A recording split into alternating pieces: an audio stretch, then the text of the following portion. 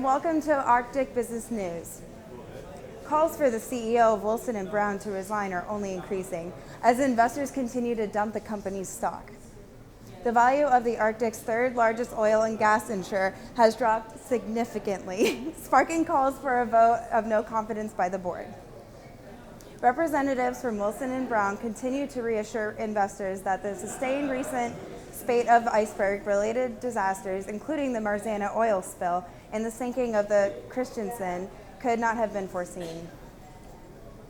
However, the stock will continue to plummet as long as the company is forced to cover the costs related to the serious disaster. In other news, King Red, one of Alaska's largest fishing companies, is to be bought by the Canadian firm Northwestern. Both companies have agreed to a deal that sees Northwestern purchasing the debt and vessels of King Red at a price significantly less than the market value. King Red was badly hit by the so-called crab conflict that affected the industry last year. Confrontations between American and Canadian fishing fleets in the Beaufort Sea caused the price of king crab to drop by 65%, as consumers sought to voice their displeasure with military involvement in the disputes.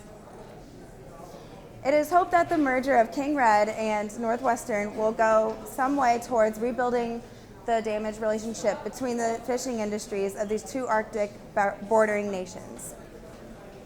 And finally, Arc Mining, the second largest mining research contractor in Norway, has continued its growth for the second month running. The sustained rise in the company's value is largely due to continued excitement over Svalbard's mineral potential.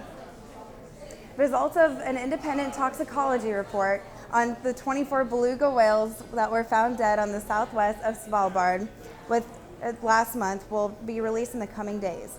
If the tests show that the beluga deaths were due to lithium toxicity, it would seem to confirm the presence of vast deposits of lithium off the Svalbard coast. This news continues to drive up the price of land on the island, and mining companies from countries including Britain, Germany, and Finland are seeing an increased interest in their stock. From all of us here at Arctic Business News, good evening.